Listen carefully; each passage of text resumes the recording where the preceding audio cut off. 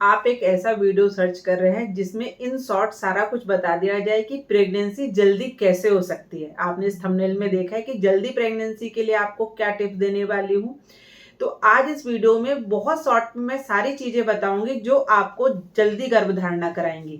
तो वीडियो के अंत तक आपको बना रहना है, लाइक एंड शेयर बिल्कुल करना है। नमस्कार, मैं डॉक्टर ज्योति आयुर्वेदा चैनल पे आपका स्वागत करती हूँ।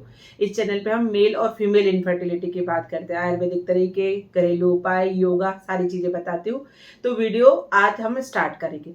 देखिए, आपको क्या लगता है कि आपका पीरियड जैसे ही खत्म हुआ तब से आप ट्राई करना स्टार्ट कर देते हैं और आप पूरी साइकिल ट्राई करते रहते हैं और उसके बाद नेक्स्ट फिर पीरियड आ जाता है।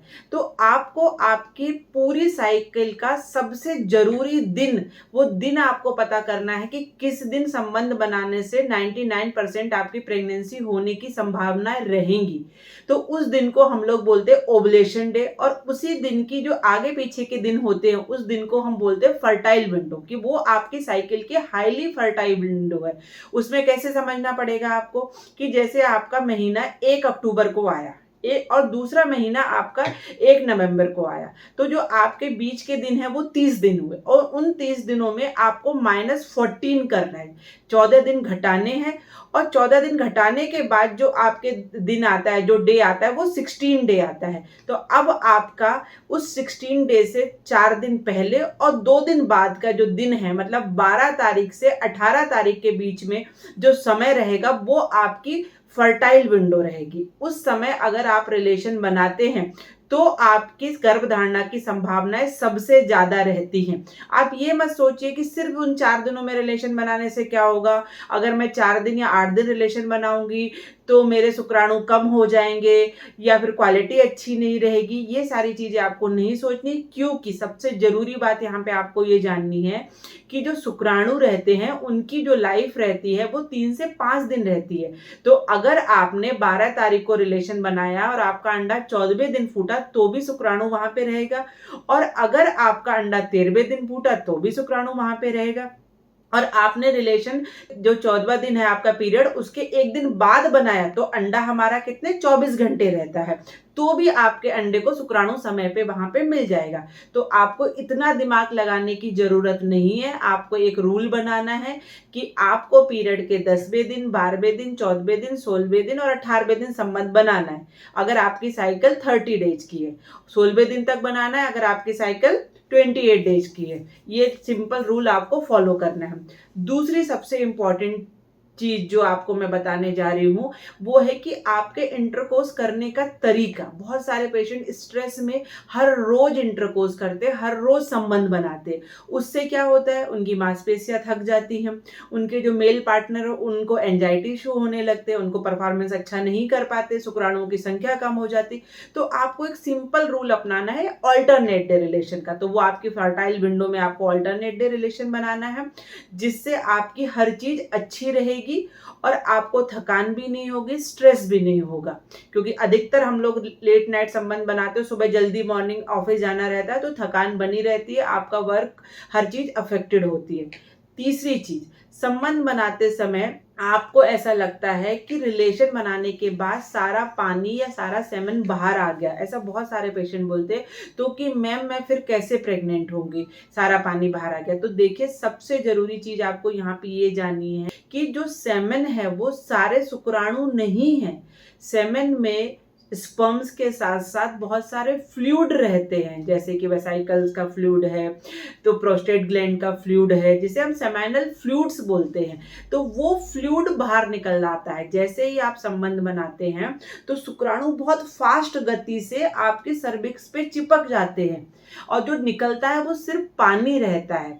तो अब आपको क्या करना है, आपको बहुत सारे पेशेंट बोलते हैं मैडम हम आधे घंटे तक पैर ऊपर खड़े रहे थे। कुछ लोग बोलते हैं कि मैम गुड न्यूज मूवी में जैसे करीना कपूर पैर रखती थी वैसे हमने पैर रखे थे। ये सब नौटंकी करने की आपको जरूरत नहीं है। आपको सिर्फ उसी पोजीशन में जिसमें आपने रिलेशन बनाए हैं 15 से 20 मिनट लेटना है। आप चाहें तो करवट भी ले सकते हैं।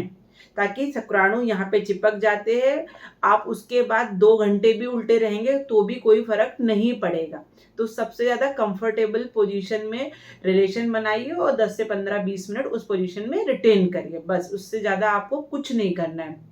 तीसरी और सबसे इम्पॉर्टेंट चीज़ जो पूरी फर्टिलिटी जर्नी को आपको अफेक्ट करती है वो है आपकी डाइट। अगर आप बहुत ज़्यादा जंक फूड लेते हैं, आप बहुत ज़्यादा आउटसाइड फूड लेते हैं, फ्रोजन फूड लेते हैं, असमय भोजन आयुर्वेद इसको बोलता है कि आप अजीर्ण आसन, खाना खाया फिर से खाना खा लिया, अध्यसन भूख नहीं लगी फिर भी खाना खा लिया, विरुद्धासन मतलब जो चीज़ें हमें जिसके साथ में जैसे दूध के साथ में फ्रूट्स नहीं लेने चाहिए तो भी ले रहे, फिश के साथ में मिल्क नहीं लेना चाहिए तो भी ले रहे, स्वीट्स के साथ में बहुत सारे लोग कोल्ड ड्रिंक पी रहे हैं। तो ये सारी चीज़ें जो विरुद्ध अन्न है वो नहीं लेनी चाहिए। टाइमली फूड लेना चाहिए, जैसा कि आप जानते हैं कि हाई प्रोटीन डाइट लेनी चाहिए। तो हाई प्रोटीन डाइट में आपको क्या लेना चाहिए, आपको मूंग का सेवन करना चाहिए, आप नॉन वेजिटेरियन है तो आपको चिकन खाना चाहिए, आपको एग लेना चाहिए, आपको नट्स सीड्स जो ओमेगा 3 के सोर्सेज है मल्टीविटामिन है वो लेना चाहिए ताकि आपको एक कंप्लीट डाइट मिले, आपको मखाने का सेवन करना चाहिए।